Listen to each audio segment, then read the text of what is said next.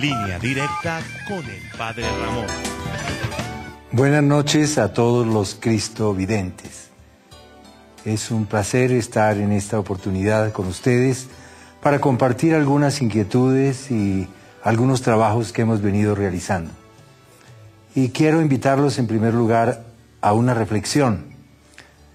Hoy en la liturgia de la Eucaristía encontramos unos textos maravillosos que nos hablan, en el caso de Pablo, de la alegría. En el Salmo nos dice que Dios es nuestra luz y nuestra salvación. Y en el texto del Evangelio se nos plantea una exigencia inmensa. Dice, cualquiera de vosotros que no renuncie a todos sus bienes, no puede ser discípulo mío.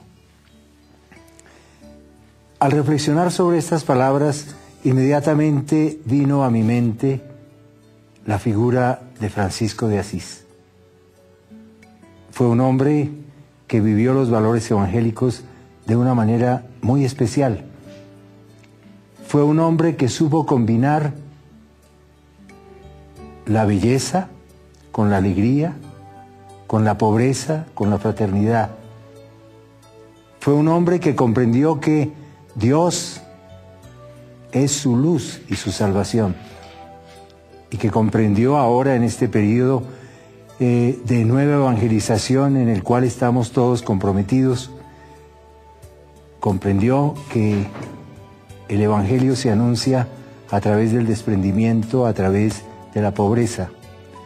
Y él descubrió que solo renunciando al poder, a la riqueza y a la dominación, puede sembrarse la semilla del Evangelio.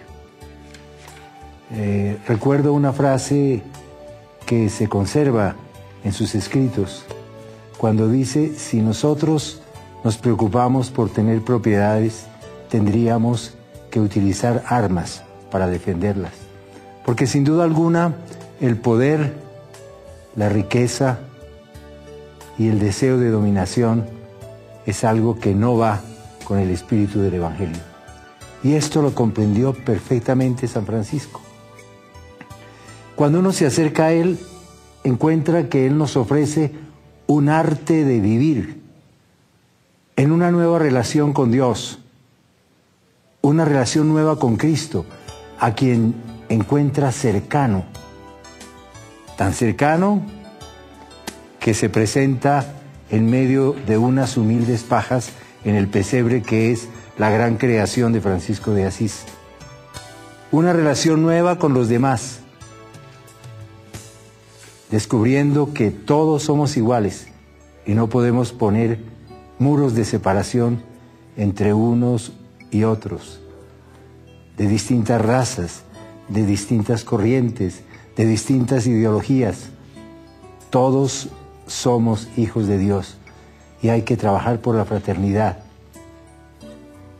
y una nueva relación con las cosas, con las criaturas. La hermana agua, el hermano viento, el hermano sol, la hermana luna, la hermana muerte.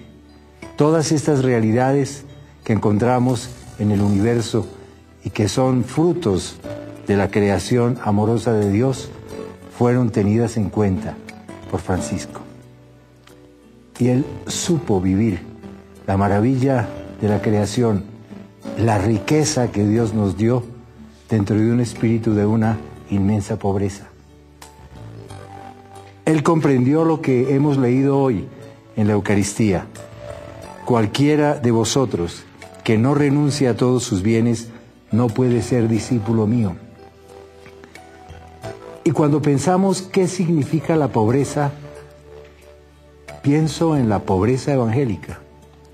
Hay una pobreza que es resultado de la injusticia humana, que es resultado de una organización social y de una pésima distribución de los bienes y de la riqueza. El Señor jamás habló de esa riqueza, de esa pobreza. La pobreza de la cual habló Él es la de aquellos que saben compartir, El pobre del Evangelio es el que sabe compartir. No tiene cosas superfluas, tiene lo necesario y comparte con los demás. Esa es la pobreza que San Francisco quiso vivir y que quiso transmitir como un eco de la enseñanza evangélica. Hoy vamos a hablar de una experiencia que hemos tenido en Bogotá, el Centro Cultural Francisco de Asís. Y lo pusimos así, con ese nombre, porque encontramos que al celebrar el segundo milenio y considerar un personaje extraordinario que ha dado testimonio del Evangelio con su vida, su predicación, su testimonio, su alegría, fue Francisco de Asís. Yo los invito a ustedes a que vuelvan a leer el texto que hoy leímos en la liturgia y se planteen ustedes, como tengo que planteármelo yo, las exigencias del seguimiento de Jesús. Él también dice: el que quiera venir en pos de mí, que tome su cruz y me siga. El que quiera venir en pos de mí no puede poner en primer lugar otra cosa distinta de él mismo. Esto nos recuerda perfectamente los textos que leímos el domingo pasado en la celebración litúrgica. ¿Cuál es el primer mandamiento? Amarás al Señor tu Dios con todo tu corazón, con toda tu alma, con toda tu mente. Y el segundo es semejante: amarás al prójimo como a ti mismo. Esa es la gran exigencia del Evangelio en una sociedad que necesita de nosotros un gran testimonio, el testimonio de la fraternidad, de la pobreza en el sentido evangélico y del amor a la belleza, de la creación artística, la creación a través del lenguaje, la creación a través de las obras materiales, la creación a través de los innumerables signos que es preciso construir para transmitir un mensaje tan bello como el del Evangelio. Esa es la invitación que yo quiero hacerles a ustedes en esta noche, queridos cristovidentes, a partir de la reflexión que haremos, o más bien de la experiencia que les vamos a contar sobre Francisco de Asís, presente en la Delegación para la Cultura de la Arquidiócesis de Bogotá. Francisco de Asís fue un hombre que en medio de una sociedad feudal llena de riqueza, una iglesia también preocupada por los bienes materiales, supo manifestar con su propia vida y con su doctrina las enseñanzas más claras del Evangelio. Compartir. Y solo cuando se es pobre se descubre lo que es la fraternidad, porque como dije, la pobreza evangélica significa compartir, y esto es la fraternidad, pensar en los demás, buscar un diálogo permanente. Se nos dice que Francisco de Asís tuvo la oportunidad de encontrarse con el sultán, una persona que pensaba distinto, que tenía otras orientaciones religiosas, y conversó y supo descubrir con él el camino de la verdad. Y nos dice una leyenda también que él se encontró con el hermano lobo y habló con él, se le acercó y pudo darle la mano a aquel que parece ser un animal feroz, ese animal del cual nos habla con tanta belleza el gran poeta Rubén Darío. Sigamos adelante, llenos de alegría y con el ánimo de construir una sociedad en donde la belleza, la pobreza en el sentido evangélico, el compartir y la alegría sean características de una nueva sociedad. Hola queridos amigos del canal Cristovisión, me alegra muchísimo poder compartir con todos ustedes en esta línea directa con el Padre Ramón. Es cierto que no nos veíamos en este programa por algunas actividades, pero nos reemplazó muy bien el Padre Luis Ángel Cuenca. Tenemos hoy un tema muy bonito y unos invitados muy pero muy especiales, porque vamos a hablar de la cultura y de un centro cultural que se llama Francisco de Asís. Precisamente nuestros periodistas prepararon esta nota para que nosotros veamos ese tema que nos interesa a todos hoy en día, ya que hablamos de la nueva evangelización y la transmisión de la fe, la cultura, la razón, el mundo del arte. Bien interesante. El Centro Cultural San Francisco de Asís es una organización en continuo trabajo creativo, que tiene como fin primordial promover valores para la convivencia a través del arte y de experiencias de formación, que motiven al ser humano a enfrentar sus retos existenciales y los retos sociales de su propio entorno.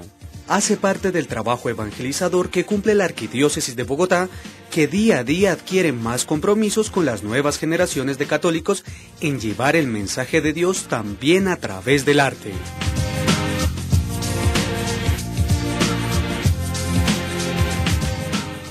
Evangelizar a través del arte.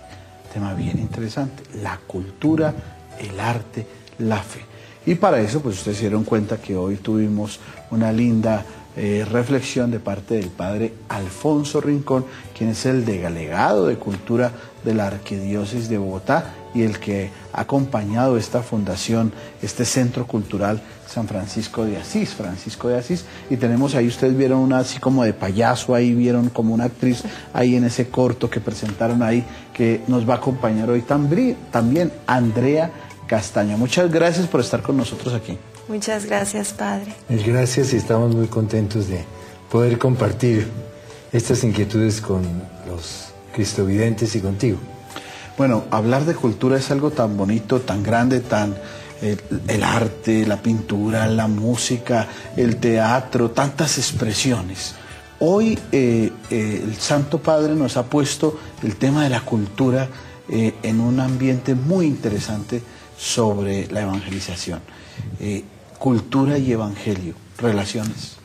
Yo creo que el tema de la cultura es algo que se ha venido trabajando inicialmente dentro del mundo secular, es decir, los investigadores en el finales del siglo XIX y comienzos del XX, sobre todo antropólogos, sociólogos, historiadores, trabajaron mucho el tema de la cultura, en el sentido de todo aquello que es creación humana, lenguajes, comportamientos, signos, costumbres, todo aquello que constituye lo propio del ser humano.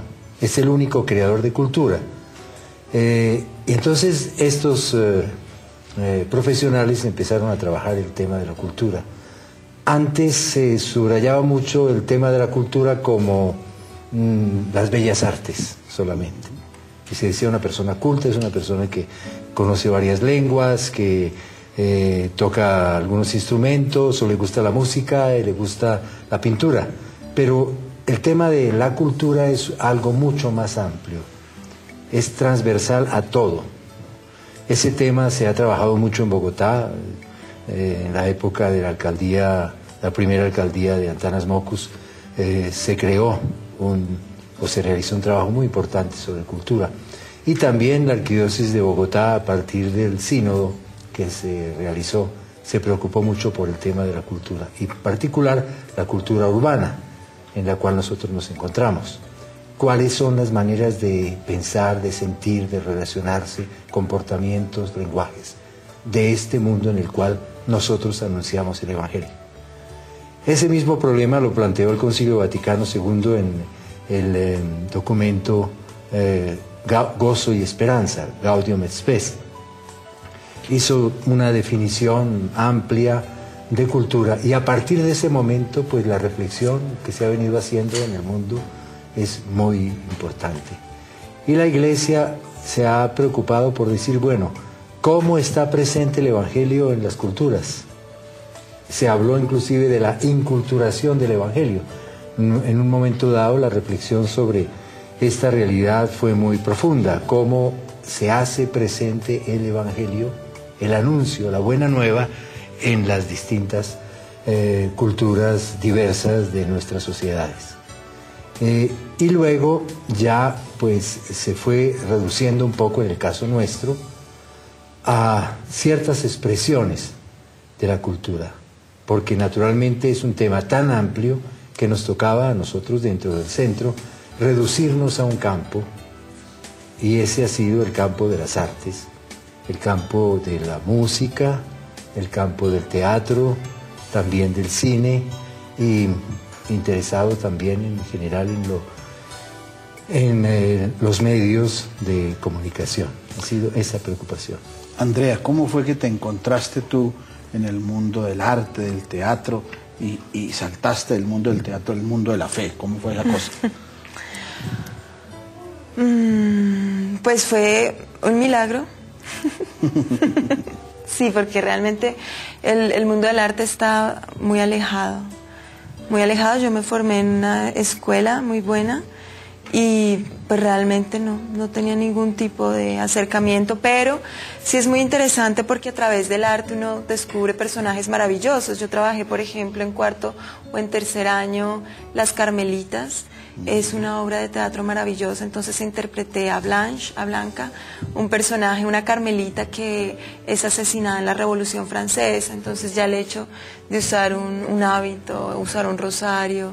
Trabajé un texto también de una alemana contemporánea, El hombrecillo ferviente, donde hice un personaje que todo el tiempo hacía alusiones a la religión católica. Entonces digamos que después hice Divinas Palabras, como que de alguna manera tuve acercamientos a través del teatro, obviamente, y ya después cuando empiezo a trabajar el cuerpo, empiezo a entrenar, sí, empiezo como a descubrir esa herramienta tan maravillosa de profundizar, pues me encuentro con Dios, porque Dios no está en ningún otro lado como dentro de uno mismo, ¿no? Entonces creo que sí, evidentemente el teatro, a pesar de ese entorno pues tan secular, cuando uno busca con profundidad, y creo que el teatro hace eso, que el ser humano habite dentro de sí mismo, pues tuve la fortuna de encontrar a Dios. Andrea nos colocaba un tema bien interesante. Uno pensaría que pues obviamente hay un trabajo artístico explícitamente religioso, pero también en la cultura normal, secular, hay elementos religiosos. El rosario, el personaje religioso, que aún siendo un tema de cultura, aparece ahí. ¿Cómo rescatar esos elementos religiosos en la cultura normal, en la cultura donde no se está haciendo una evangelización explícita, pero están ahí porque son parte de la cultura de los elementos religiosos? Sí, por supuesto. Yo creo que la búsqueda de Dios, en cierta manera, es algo que está en el interior del ser humano. Y hay muchas formas de llegar a esa realidad. A través de las artes, y particularmente del teatro, yo creo que se trata de plantear los problemas del ser humano.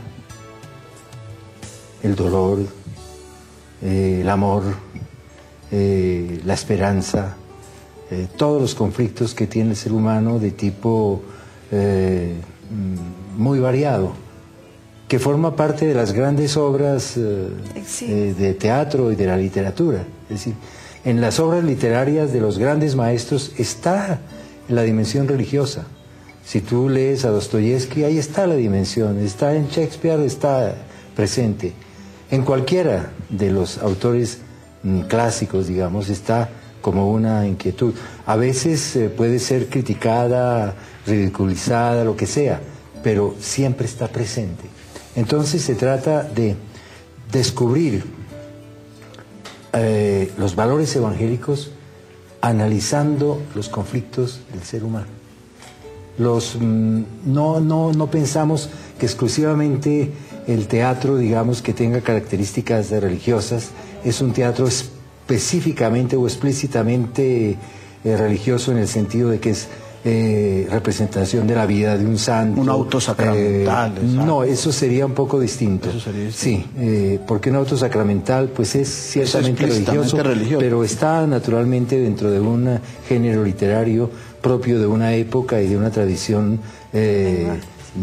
teatral maravillosa, Lope de Vega, Calderón de la Barca, Tirso de Molina, pero yo me refiero, hay un cierto teatro que llaman religioso, que sería representar la vida de un santo o hacer una representación bíblica. Eso está bien, pero no es exclusivamente eso lo que subraya la dimensión religiosa del ser humano.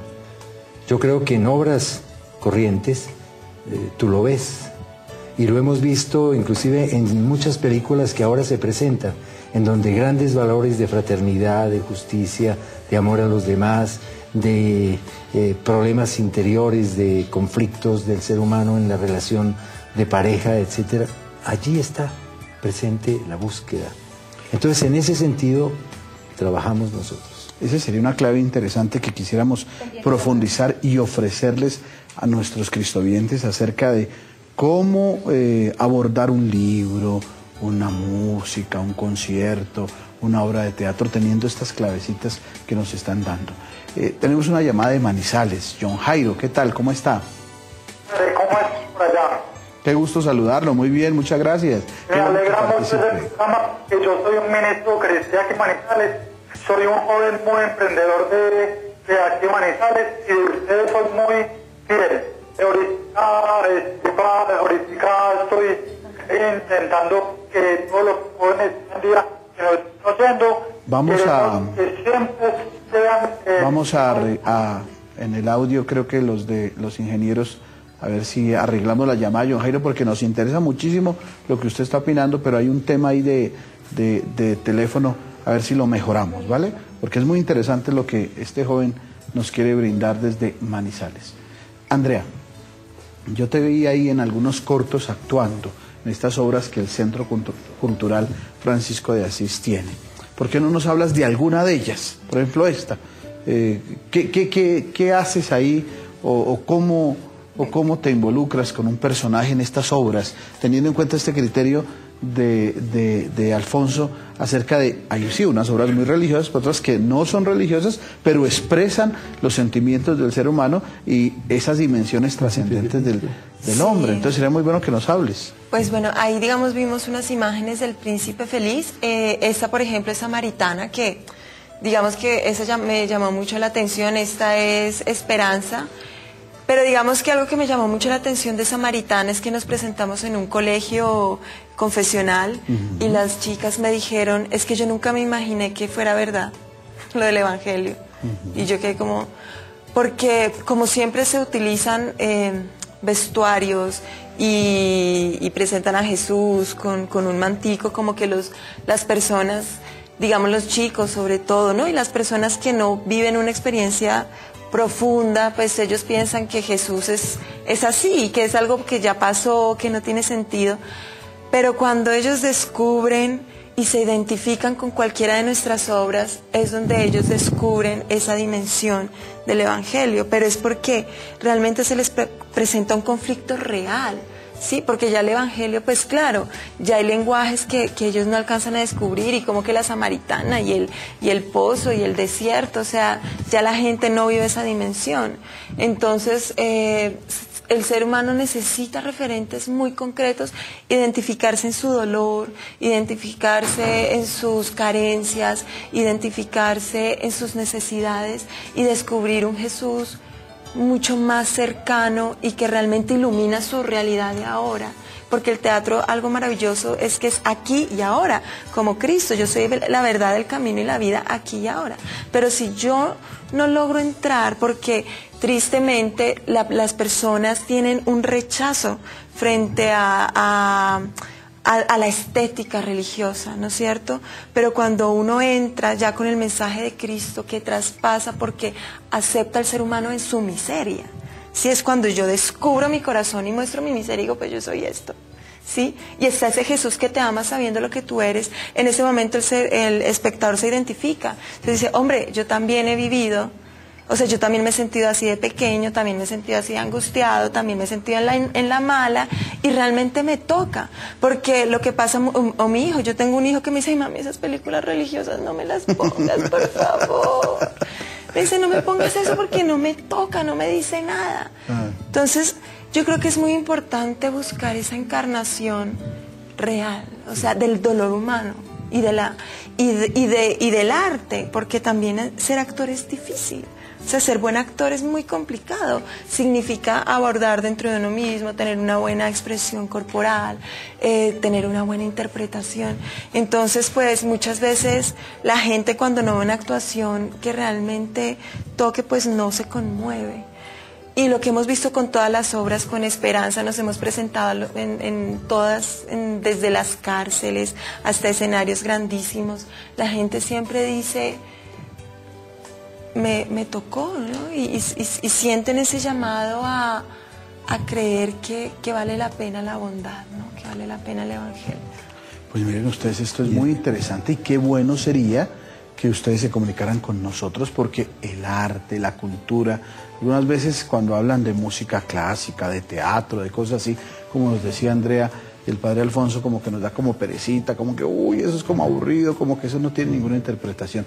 Es interesante que ustedes puedan participar y llámenos al 747-0710 y a todos los teléfonos del canal Cristovisión. El arte y la evangelización. ¿Qué opina usted de la cultura y la evangelización? El 5, 6 y 7 de noviembre se tuvo un encuentro con los vicarios judiciales de toda Colombia. Hicimos una nota y acompañamos este encuentro del canal Cristovisión. Veamos. La Casa de Encuentro San Pedro Clavel le dio la bienvenida al Encuentro Nacional de Vicarios Judiciales, evento que sirvió para congregar a los diferentes integrantes de los tribunales eclesiásticos a nivel arquidiocesano y diocesano.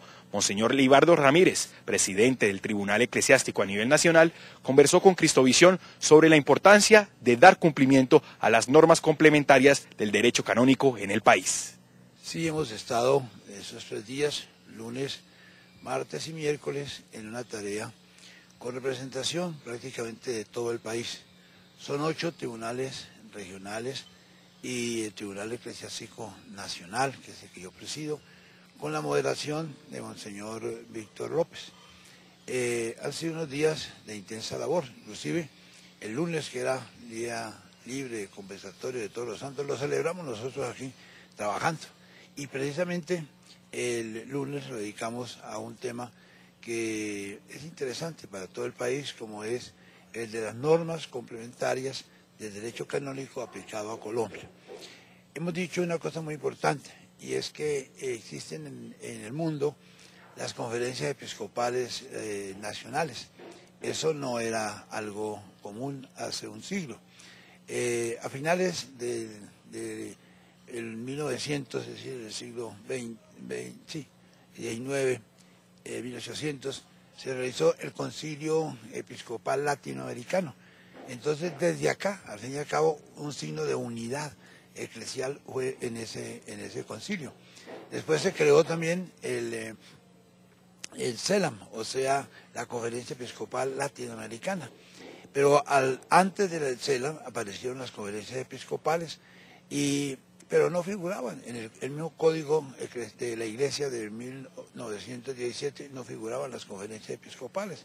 En cambio, en el nuevo código, que es nuevo todavía, de 1983, comenzaron a figurar las conferencias episcopales. Y hay más de 40 artículos, se llaman cánones en el derecho, en los cuales se le dan facultades a las conferencias para que determinen algunos puntos. Un punto, por ejemplo, algo discutido sobre el sacramento de la confirmación. Destacar ese sacramento como algo importante, darlo en la época oportuna. Entonces hay tendencias. Unos quieren que se dé cuanto antes, inclusive cerca a la primera comunión. Otros quieren que sea postergado un poco más y llamarlo el sacramento de la juventud. Hay una discusión amplia, pero entonces se saca una síntesis de lo que se ha pensado al fin y al cabo, la conferencia episcopal pasada en el mes de julio discutió estos temas y le dieron las opiniones y se sacaron las conclusiones, que después fueron revisadas por una comisión especial en la cual yo formé parte con Monseñor Víctor López, que somos de este tribunal, y otros 2 obispos, como el arzobispo de Pamplona, Monseñor Luis Madrid Malo. Fuera de este tema de la confirmación, ha llamado la atención precisamente el tema de los tribunales eclesiásticos. Yo he tenido que corregir un poquito a los amigos de la prensa, porque ¿sabe qué dijeron en julio? Ahora sí van a trabajar en los tribunales, ahora sí se va a ver la justicia, ahora sí van a trabajar rápido. Pues resulta que en Colombia, yo he tenido que decirles con orgullo santo, que tanto los tribunales regionales como el Tribunal Nacional han venido trabajando. El Tribunal Nacional de Colombia, que es un ejemplo también para el mundo, se fundó para allá en el año 1970. Y entonces ya no hay necesidad de que las personas que tramitan sus causas matrimoniales, que son un punto importantísimo en la vida de las personas, su familia, personas que han fracasado en un matrimonio cristiano a la carrera, a veces por miedo, a veces con engaños. Entonces eso se estudia en los tribunales y se les declara la nulidad de ese matrimonio y pueden organizar su vida según lo quiere la Iglesia. Y tienen el deber, las personas que han fracasado deben hacer estudiar el caso, y muchas veces estamos tramitando ya en el Tribunal Nacional cerca de 900 causas en el año. Como unas 300 casi de Bogotá, del Tribunal de Bogotá, otras 300 del Tribunal de Medellín y otras 300 de las diversas regiones del país. Entonces es interesante, importantísimo esta tarea para la paz de las personas. No solamente si podemos comulgar o no, es cómo organizo mi vida, cómo formo mi hogar, la familia que está siendo deshonrada en nuestros días, cuando se quiere señalar como familia un contubernio, como es la vida entre hombre y mujer. Eso es contra la ley natural, pero se quiere si quieren vivir ellos verán, pero que se les nombre de familia, que se les nombre de hogar, eso es indigno. Pero las mismas familias que se han conformado con matrimonio católico pueden revisar esa situación, y eso es lo que hacen nuestros tribunales. Sobre ese tema de los tribunales, en el Código de Derecho se le da atribuciones para formar tribunales. Como digo, hasta 1969 no había sino unos tribunalcitos chiquitos en las diócesis. Ahora ya hay 8, el último lo establecimos en Ibagué hace unos 2 meses, y entonces ahora estamos reunidos. Como fruto de esas normas nuevas está, sí, la fundación de nuevos tribunales, pero repito, gracias a Dios, los tribunales que hemos tenido han venido funcionando muy ordenadamente y muy eficientemente. Para agregar simplemente un punto más, quizás, sobre las atribuciones que tiene la Conferencia Episcopal para dar nuevas normas, fue la revisión que se hizo de los días festivos. Precisamente en Colombia tenemos bastantes días festivos. Antes, no recuerdo bien el año, pero por allá hacia 1980 y pico, vino a revisar y a ceder lo que se llamó la ley Emiliana, cuando las fiestas religiosas, la mayoría de ellas, muchas de ellas que caían entre semanas, como la Ascensión, como la Asunción de la Virgen, como la fiesta de San José, como la fiesta de Todos los Santos, entonces cortaba mucho la semana laboral. Entonces la Iglesia concedió pues no celebrar esa festividad ese día, la liturgia permanece en muchas de ellas, y se ha pasado a los lunes festivos, que ojalá la gente piense de qué memoria se tiene, porque es memoria muy importante. La Inmaculada Concepción, que se acerca, no quedó trasladada. El 1 de enero, pues claro está que tampoco. Los días de Semana Santa tampoco. Pero otras fiestas sí. Entonces, sobre ese tema que ha habido autorización, se concedió. En esas normas del año 86 ya se concedía, y ahora se revisó un poco y estamos en esa línea. De manera que informamos todo esto. Ha sido un acontecimiento en pequeño, hemos estado unas 35 personas, pero muy representativas del país, con Monseñor Víctor López, que es el moderador del tribunal, con representación, sí, de los 8 tribunales, como Cali, Medellín, Barranquilla y naturalmente Bogotá. Y ahí estamos para servir a Colombia con mucho amor, y agradeciendo a Cristovisión que estas noticias buenas, que hay gente interesada en trabajar por lo bueno, por la familia, por la Iglesia, por mantener los valores, por mantener la vida, por mantener la familia, que ahí estamos en la brega para servir a Dios y servir a Colombia. Monseñor Ramírez agregó que es fundamental el respaldo de la ciudadanía para que todos los colombianos fortalezcamos los lazos con la Iglesia Católica. Con la cámara de Luis Salinas, desde el norte de Bogotá, informó Camilo Sánchez para Cristovisión. Y seguimos en línea directa con el Padre Ramón. Qué bueno que ustedes se comuniquen, nos cuenten lo que ustedes perciben sobre esa relación entre la cultura, entre la fe. Estábamos hablando que era muy interesante poder brindarle a la gente herramientas para que la gente pueda acercarse a una obra de teatro, a un cuadro, a una sinfonía, porque muchas veces como que la gente dice esto es como muy grande, esto es como que es muy exclusivo. ¿Qué herramientas les podemos dar? A ver, compartamos y ofrezcámosles. Yo creo que ya hoy día es más amplia, más amplia las posibilidades para mucha gente. Nosotros en el Centro Francisco de Asís, en el campo de formación, hemos realizado varias actividades. Digamos que el Centro Francisco de Asís tiene 4 columnas sobre las cuales organizamos las actividades. Se llama ARPA, Arte, Religión, Pedagogía y Academia. ¿Sí? Esos 4 elementos son los que constituyen las actividades que hacemos. Lo de teatro tiene que ver, pues, por supuesto, con el arte, e igualmente la música, pero también está dentro del elemento pedagógico. Hemos realizado, en lo que a la música se refiere, 10 promociones de diplomado en música litúrgica para las parroquias particularmente, con una alianza que se ha hecho la Arquidiócesis de Bogotá con la Universidad Javeriana. También en el campo del teatro, el diplomado Palabra y Actuación, ya llevamos 3 promociones. Y ahora, al terminar la última, se preparó un fragmento de un auto sacramental de Calderón de la Barca que se llama El Gran Mercado del Mundo. Y ahora el grupo que salió está muy interesado en continuarlo, completar toda la obra. También en el campo de la formación se han hecho cursos sobre música, sobre cine.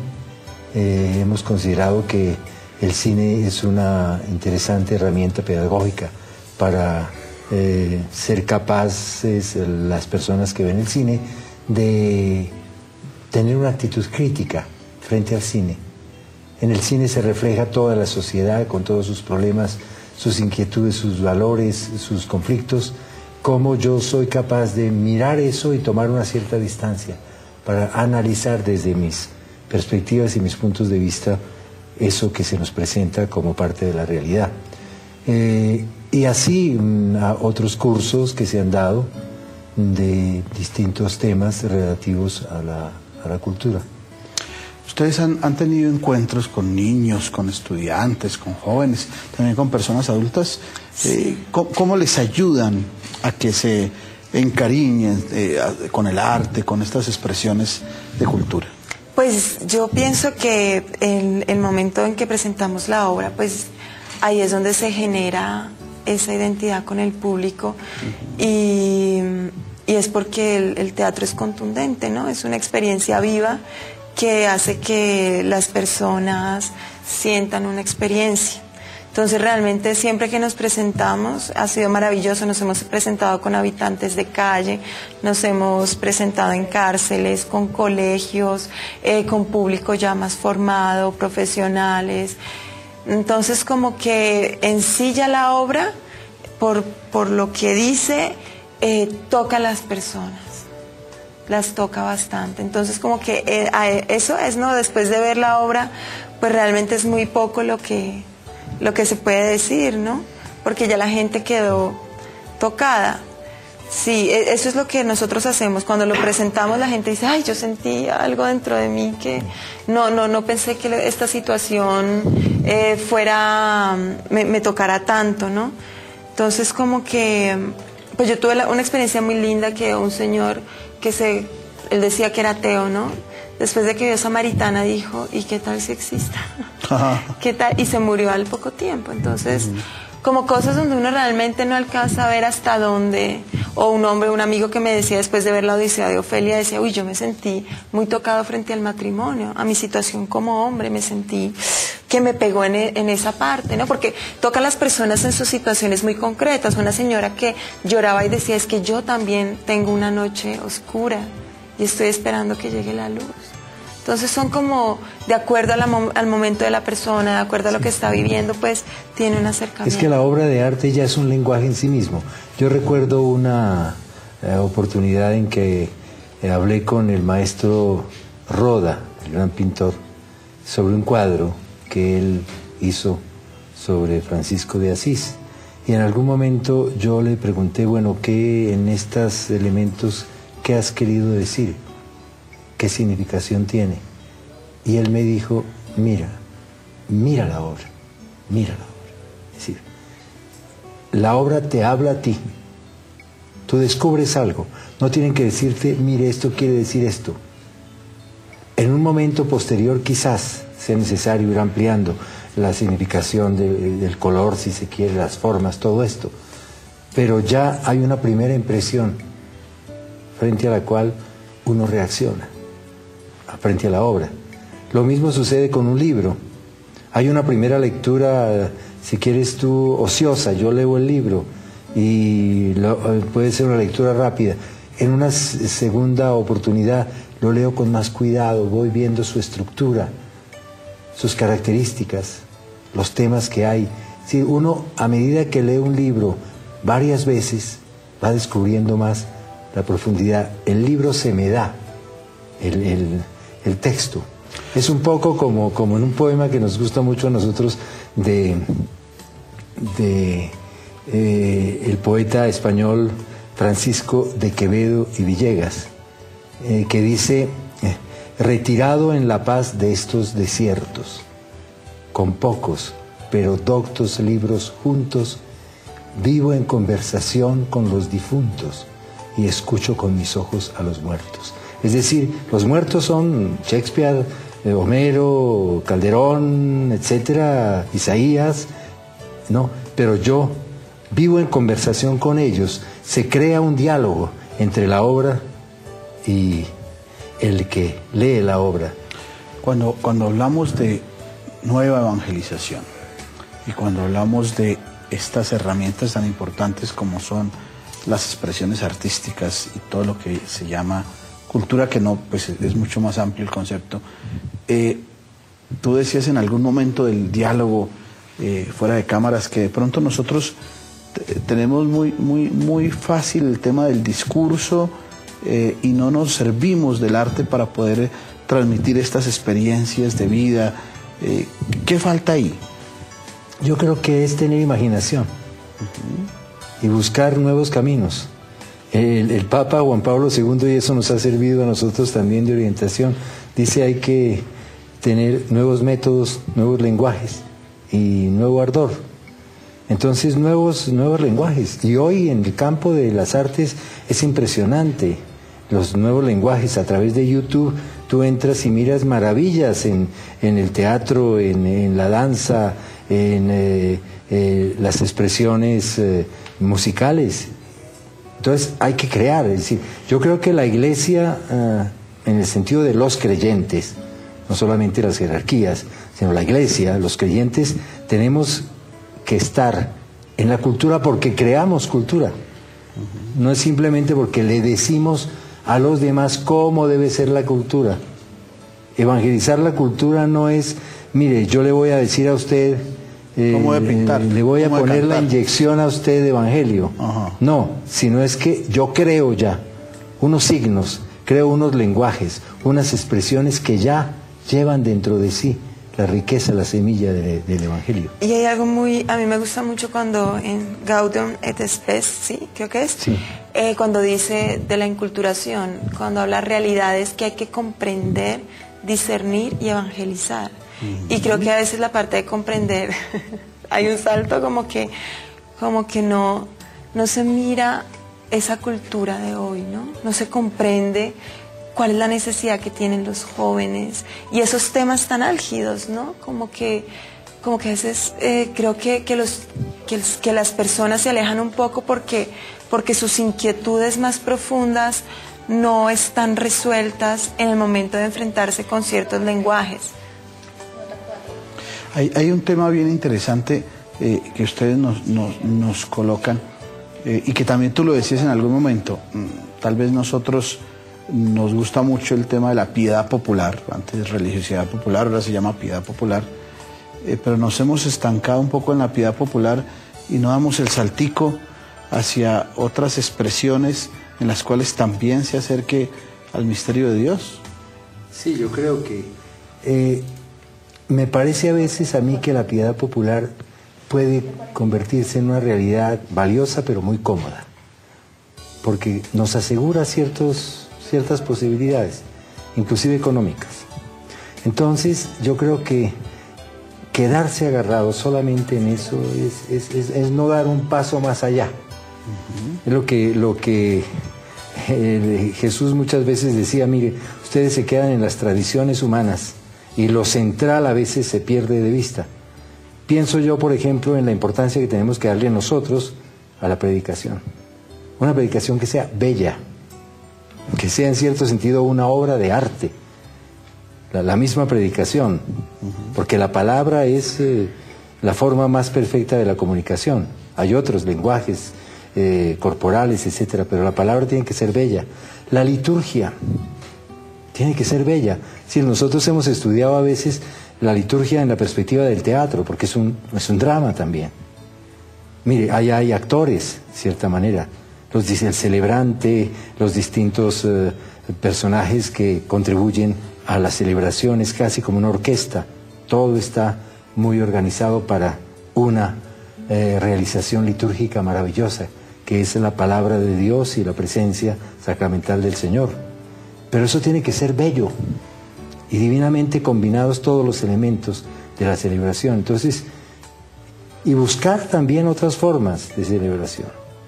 Yo creo que muchas veces nosotros nos hemos quedado exclusivamente en la celebración de la Eucaristía. Y hay veces que trivializamos un poco la misma Eucaristía, porque la convertimos como una especie de comodín para cualquier cosa. Para cualquier cosa. Cuando debíamos pensar que la Eucaristía es como ese punto de llegada de una fe mucho más sólida. Y hay unos procesos anteriores que puede ser a través de otras formas, de otros lenguajes, de otras expresiones teatrales, por ejemplo, o musicales, o liturgia en que la palabra domine a través de la poesía, por ejemplo, la poesía religiosa. Hay múltiples posibilidades, yo creo, que nos pueden abrir caminos de comunicación de un mensaje que sigue siendo antiguo y nuevo, como decía San Agustín. Es cierto. La Conferencia Episcopal ha nombrado una nueva directora del Departamento de Promoción de la Vida, la doctora Danelia, de este acontecimiento, a la cual la felicitamos y nos alegra mucho, porque ha compartido aquí en el canal Cristovisión en algunos programas. Hicimos esta nota. La Comisión Permanente de Obispos de la Conferencia Episcopal de Colombia ha designado como directora del Departamento para la Promoción y Defensa de la Vida a la doctora Danelia Cardona.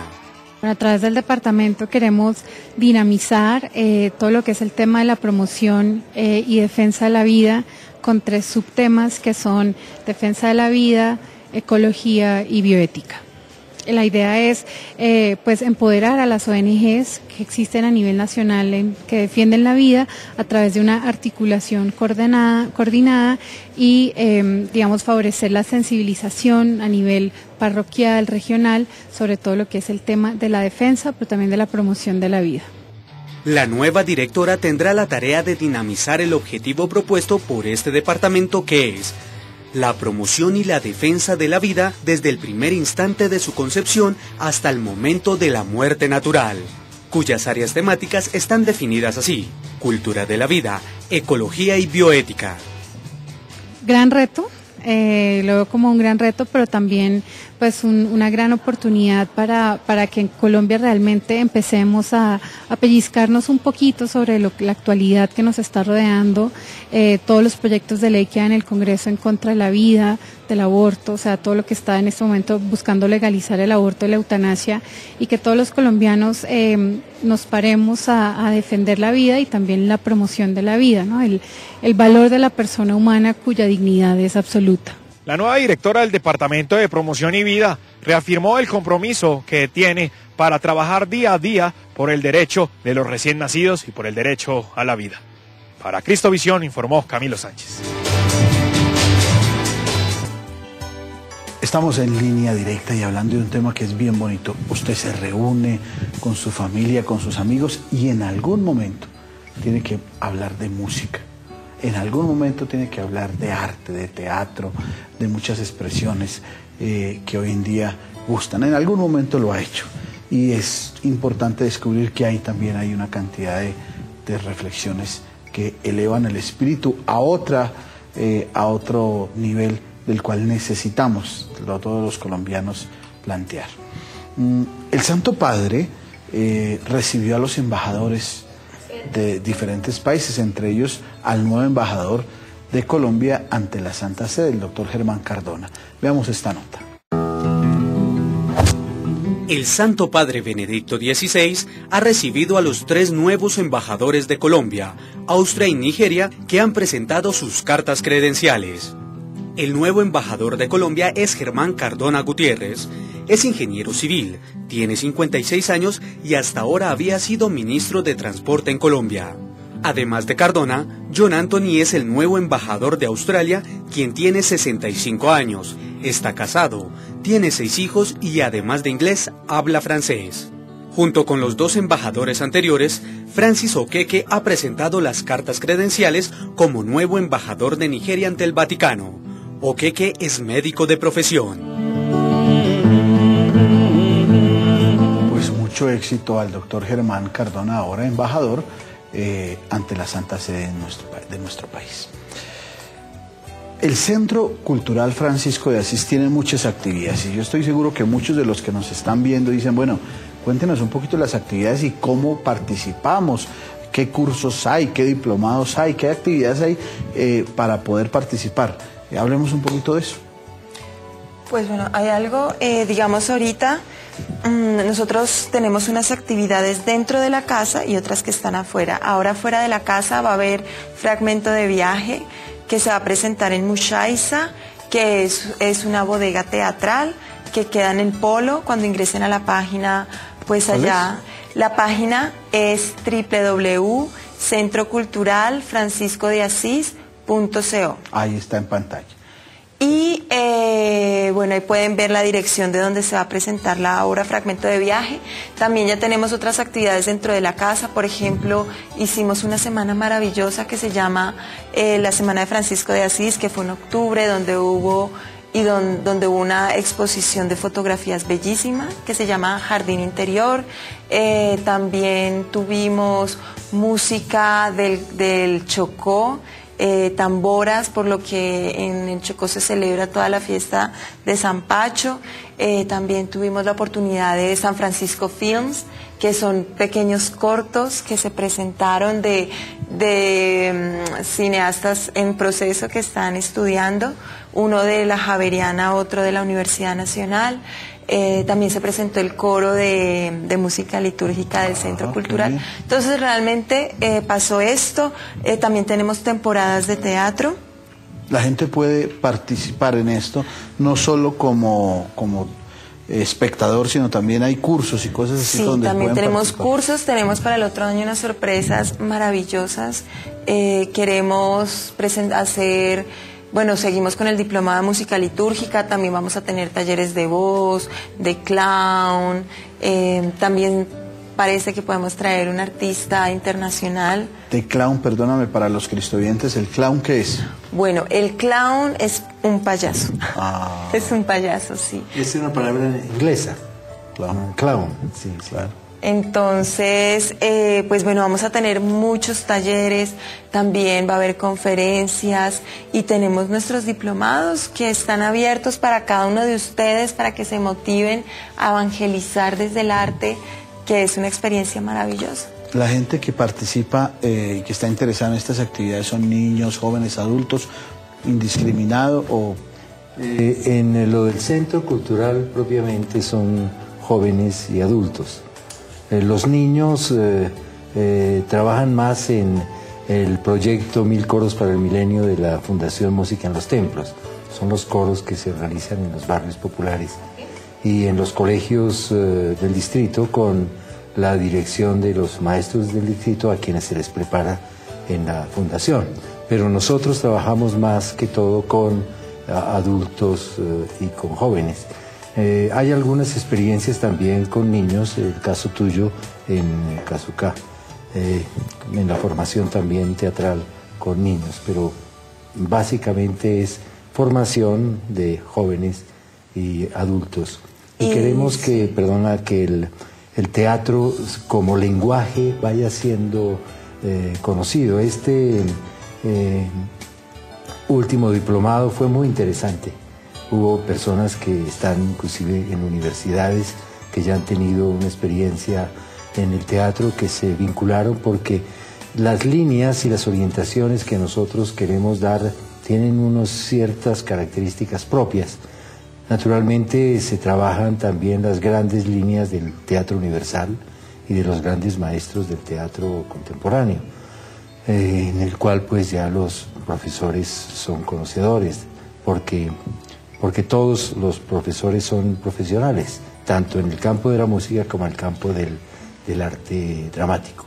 Tenemos desde Barranquilla una llamada de una cristoviente que quiere participar. Olga, ¿qué tal? ¿Cómo está? Padre Zambrano, ¿cómo está? Muy bien, muchas gracias. Gracias, muy amable. Usted tan bello como siempre, con un carisma increíble, con el cual me identifico. Usted se parece mucho a mi hermano Carlos. Y mi hermano se parece mucho a mí y yo uso gafas también. Entonces somos muy queridos todos. Sí, toco guitarra, yo soy cantautora y toco guitarra. Un artista, qué bien, qué maravilla. Entonces le debe estar gustando muchísimo este programa, Olga. Me encanta, padre, me encanta. Estoy, mejor dicho, feliz viendo este programa, Cristovisión en mi corazón. Todo el tiempo es increíble, una bendición de Dios para mi familia, para mi madre, sobre todo y para mí que estamos aquí en el apartamento. Ay, Olga, muchas gracias. Bueno, yo comencé en una obra de teatro Juan Salvador Gaviota en el Colegio Lourdes. Juan Salvador Gaviota, claro que sí. Claro, sí, una obra que se leyó mucho cerca de los años 70. Nos ponían a los jóvenes a estudiar a Richard Bach y a leer los libros de también Richard Bach. se hizo una película sobre la obra. Olga, muchas gracias, la quiero mucho. Qué bonito esto. De una u otra manera en los colegios, yo creo que todos los que hemos pasado por un colegio o una universidad nos han puesto a actuar. Haga algo. Alguna obra de teatro, danza, alguna cosa nos ponen a hacer, sanjuanero o alguna cosa. Ya que tengo aquí a dos artistas y fans de todo lo que es la cultura, voy a preguntarle primero a uno, le voy a poner dos tareas a uno. La primera, tú eres experto en escuchar y criticar la música clásica y apasionado en eso, te fascina, tienes hasta programas y todo lo demás. ¿Cuál es de esa música así, sinfonía, que cuando la escuchas te cuestiona, te sumerge, pues? Bueno, para mí hay dos compositores extraordinarios, para mí, sí. Bach y Mozart. Y Mozart de una manera muy especial. Cualquier cosa que él compuso es maravillosa. ¿Por qué te gusta Mozart? Porque expresa en su música el alma humana de una forma muy profunda. El amor, el sufrimiento, un poco también el reflejo de su propia existencia, ¿no? Entonces es una persona en cuya música llega uno a identificarse por las melodías, por la belleza, por la composición, por la organización. Andrea nos decía ahorita que el buen artista es el que es capaz de expresar las emociones y las expresa pues de una manera que todo el mundo queda... Expresar un mundo interior, Expresar ¿no? el mundo interior. Que fue lo que hicieron los místicos, los grandes artistas. Claro que sí. Y poemas, a ver, tú de todos esos poemas que tienes, declámanos un pedacito de algún poema así, esos bien interesantes, a ver. Poemas. Yo me acuerdo que en el seminario, ¿no? Nos enseñaban trozos de obras clásicas. El padre Landines, Monseñor Landines, sí, claro. Fue un gran profesor de lenguas. Nos hacía aprender trozos de Shakespeare, por ejemplo, trozos también de escritores franceses, por ejemplo, Corneille, Molière, poemas de escritores norteamericanos y españoles también. Y me acuerdo de la obra La vida es sueño, que es una obra maravillosa, ¿no? Y nos hacía aprender el monólogo de Segismundo, ¿no? Que está preso en la torre y empieza a expresar los sentimientos que tiene estando prisionero y se dirige a Dios en cierta manera para, como Job un poco, para preguntarle por qué y se encuentra en esa situación. A ver, declama un poquitico de ese Segismundo. A ver. Ay, mísero de mí, ay, infelice, apurar cielos pretendo ya que me tratáis así. ¿Qué delito cometí contra vosotros naciendo? Aunque si nací ya entiendo qué delito he cometido. Bastante causa ha tenido vuestra justicia y rigor, pues el delito mayor del hombre es haber nacido. Solo quisiera saber, para apurar mis desvelos, dejando a una parte cielos el delito de nacer, ¿qué más os pude ofender para castigarme más? ¿No nacieron los demás? Y si los demás nacieron, ¿qué privilegio tuvieron que yo no gocé jamás? ¡Ah, caramba! Pero eso es con aplausos y todo. ¡Ah, muy bien! ¡Qué maravilla! Pero, ¿y eso lo aprendiste hace cuánto? Hace que... ¿Eras seminarista? Sí, claro, tenía más o menos 16 años. Pero buena memoria. Pues, Andrea, ahora te tocó a ti porque como eres, te gusta el teatro, me imagino que nos vas a deleitar con algún episodio de alguna obra de esas que has hecho. A ver, cuéntanos uno. Bueno, yo voy a hacer un pedacito así, pues porque descontextualizarlo siempre es como raro, ¿no? Es un poema de Sor Juana Inés de la Cruz. Ah, caramba, pero pues precioso, a ver. Hombres necios, que acusáis a la mujer sin razón, sin ver que sois la ocasión de lo mismo que culpáis. Si con ansia sin igual solicitáis su desdén, ¿por qué queréis que obren bien si las incitáis a mal? Combatís su resistencia y luego con gravedad decís que fue liviandad lo que hizo la diligencia. ¡Bravo! Muy bien, muy bien. Ese fue un poema de Sor Juana Inés de la Cruz. Sor Juana Inés de la Cruz. Sí. Pero pues español y todo, con actriz. Sí, claro. Actriz, esa es la maravilla de compartir con los artistas y los apasionados del arte.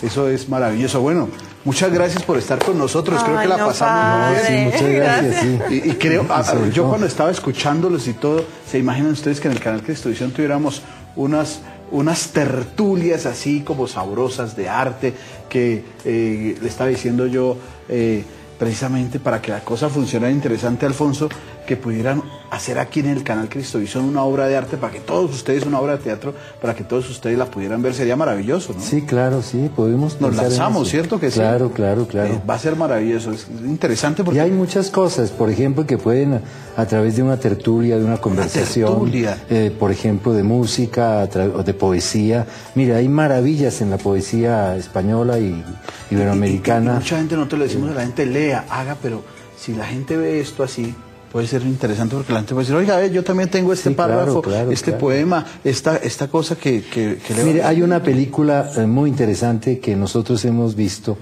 que se llama En busca de Ricardo III, la obra de Shakespeare, con Al Pacino. Yo la recomiendo a los que les gusta el cine, porque es todo el esfuerzo que hacen unos actores norteamericanos para representar una obra eminentemente inglesa. Y se preguntan, ¿seremos capaces nosotros, los norteamericanos, los estadounidenses, seremos capaces de representar a Shakespeare? Y entonces todo ese proceso, le preguntan a la gente, ¿ustedes conocen a Shakespeare? Alguno dice, sí, no sé, parece que es, aparece en un billete, bueno, cosas así, lo mismo que podríamos hacer si le preguntáramos a muchas personas en la calle, ¿ustedes han oído hablar de fulano de tal? No sabemos qué respondería.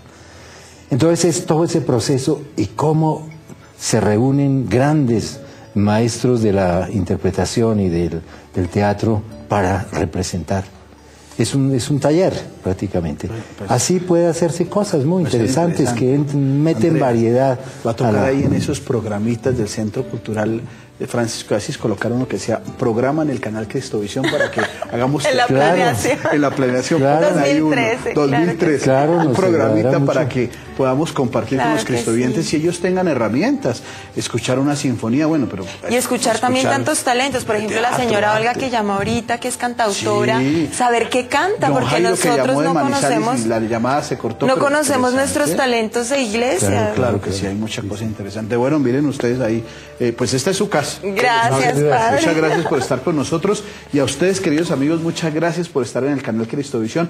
Muchas, pero muchas cosas más para ver. Le vamos a pedir al padre Alfonso que nos haga una pequeña oración y nos dé su bendición para que podamos nosotros estar, si queremos dormir o queremos continuar en la programación del canal Cristovisión. Este programa sale también el domingo a las 10:30 en repetición, porque si alguno de ustedes quiere volver a ver esto o compartir con otro amigo este tema del arte y la cultura, lo puedan hacer. Muchas gracias por estar con nosotros y ver el mundo con los ojos de Jesús.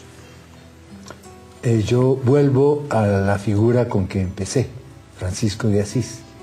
Estamos en un periodo importante para el país, que es todo el esfuerzo por construir la paz, los diálogos de paz.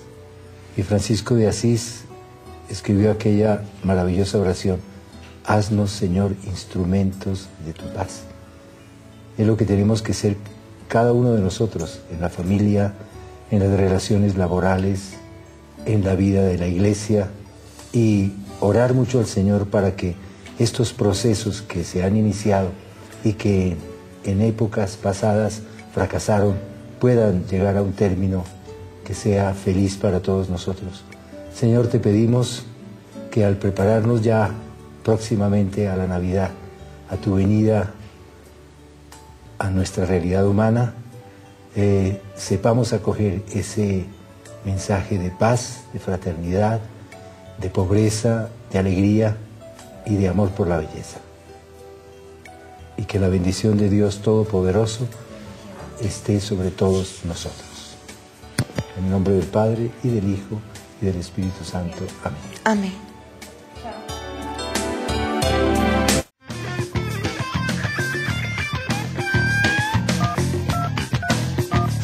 Línea directa con el Padre Ramón.